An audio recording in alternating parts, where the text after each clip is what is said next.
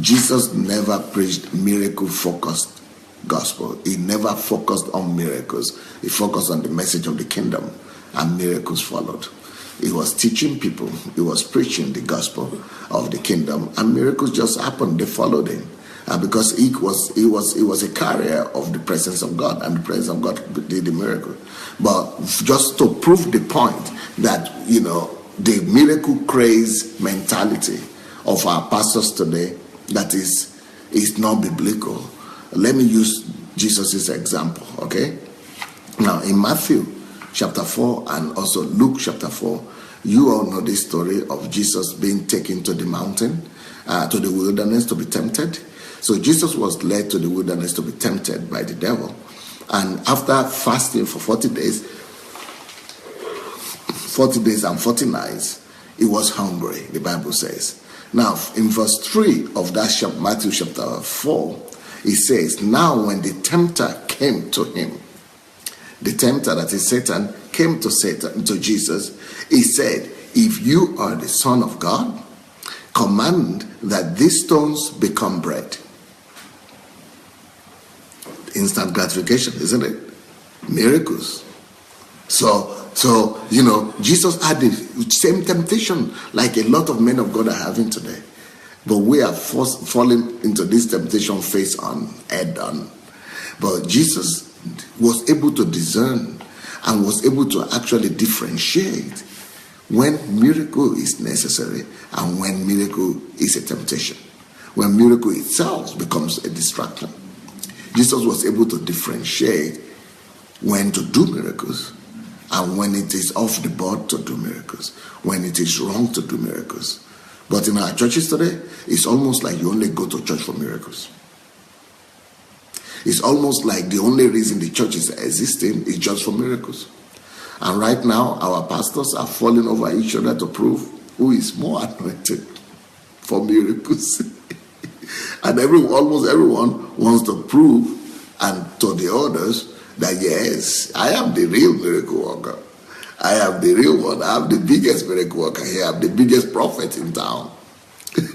And so we have reduced miracle and miracle working to be the sanctioning body, to be the endorsement for the so to call from God. But it's not. If a miracle, the ability to do miracle had been the endorsement, this was Jesus' chance to be endorsed or to be recognized. But he did just the opposite. He rejected the offer. And let's pay attention to who was offering, said Jesus, this one. Who was offering Jesus the opportunity to be endorsed through miracles? Who was offering Jesus the opportunity to demonstrate his authenticity by miracles? Who is he that was proposing miracle as the way for endorsement? It was not God. God was not the one that was proposing a miracle as the endorsement. It was Satan. It was the enemy of God. Satan is actually the one that is always pushing you to use miracles as your endorsement. In fact, even when other people went, okay, here is a clear illustration when Satan himself came to tempt Jesus to use miracle as his means of endorsement. But there were other instances when humans were the people who were tempting Jesus and suggesting to Jesus to use miracles as his endorsement. You remember when they came to him and they said, what are the signs that you are the Son of God? Will you do some signs and some wonders to let us know? I mean, Moses did that sign, this one did that sign. What signs will you do to make us know that you are the Son of God? And what he said is that evil and wicked generation look for signs and wonders. Evil and wicked generation. So all the people that we call church members today, you want to hear Jesus' opinion about who they are? He's not seeing them as church members. A lot of them in his eyes are only evil and wicked generation. And we are saying they are church members. They are the biggest titans.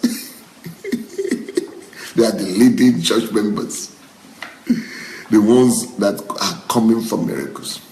evil and wicked generation seek for signs, seek for miracles, because that's not the focus. The focus is supposed to be the nature of God. The focus is supposed to be the characteristics of God, the character of God, the ability, the desire. You should be seeking to know God. You should be seeking to discover God, His nature, His characteristics. That should be the focus. That should be the focus. But when the focus is miracles, you just miss it. So Jesus recognized that. And Jesus will not be deceived by those kind of cheap popularity. Jesus will not allow this kind of deception to get the better part of him. And he was so smart. Because, look, can you imagine? He's been fasting for 40 days. He's not been eating. Now, let me tell you what. Have you ever fasted for a few days before? Especially when you've not been eating for 40 days. Ooh. That might be a good time for Satan to tempt you. Satan is smart also. He's not foolish. He knows the best time to come with a food offer. When you've not eaten for 40 days, ooh, there is nothing else you desire than food. The food offer came at the right time. But Jesus did something that we have to learn today, and that we have to return to our pulpits today. He decided to delay that gratification. That is the practical example of delayed gratification. Jesus delayed the gratification. He postponed the gratification. He denied himself for the moment because he knows that he who laughs last laughs best. He knows that he doesn't have to be now when the pressure is so high. It doesn't have to be now when, and when we think about what do you call it? When we think about temptation, Jesus being tempted at this particular instance, we normally would think that it was, because it says here that the tempter came to him. We would normally think, who is going to be the tempter this time? You be the tempter this time. You don't want to be? You can be one? Okay. You're going to be the tempter. We're going to have a black tempter this time. You just go to the back so that you can be visible a little bit. Okay, yeah, that's it. So let's say the tempter came to Jesus. Now, Caroline came here. I'm Jesus. She's the tempter. What we normally think is that Jesus saw Satan physically as the tempter. You know that's not what happened. Just Satan tempted Jesus just the same way it tempts me and you. The same very way it tempts me and you through my own thoughts. So the reason why he's saying it came to him here, it just, it actually came to him, but it's not physical. It's just in his thought. But he was able to recognize it. So not all our thoughts and the suggestions that we have in us are right. That is the proof. So it's not like Satan saw him that Satan, Jesus saw him and said, this is Satan. Oh, yeah, of course. Satan is not so stupid. And it will be stupid to even think that Satan will come and say, okay, let's make a deal, and Jesus will make a deal. Even if Satan comes to you, you will not make a deal with Satan like that physically. If Satan comes to me physically or comes to you physically, you are not going to agree. You know it's Satan. Satan always disguises himself, because it says that Satan comes like an angel of light. So you will not even know it's Satan. You will think it's you. Or you will think it's God's angel, actually. He comes always as the angel of light. He doesn't come as, I'm Satan, I come with an announcement. He doesn't come announcing himself. Or he doesn't come to say, okay, this is me, Satan. Okay, now I want to tempt you to do this. That would be stupid. Then there is no temptation in that. The fact of the temptation is the fact that Jesus would not immediately know that these thoughts are not from him. So what happens is the thought. It's just the thought comes to him. So when the thought came to him, he could have justified the thought and said, this is me. This is my thought. It could even be saying it is God's voice. It could even be saying, oh, this is God trying to give me an idea. So that is what we are supposed to be able to acknowledge today. That all the idea of miracles, all those things that are coming to us, some of them might be Satan actually sending them. So the push to do miracle, the drive to do miracle, a lot of time might be from Satan. Thank you. But not from God. So the pressure, when you are under pressure to perform, normally that's not the time to do miracles. That is normally a time for you to know that Satan is at work.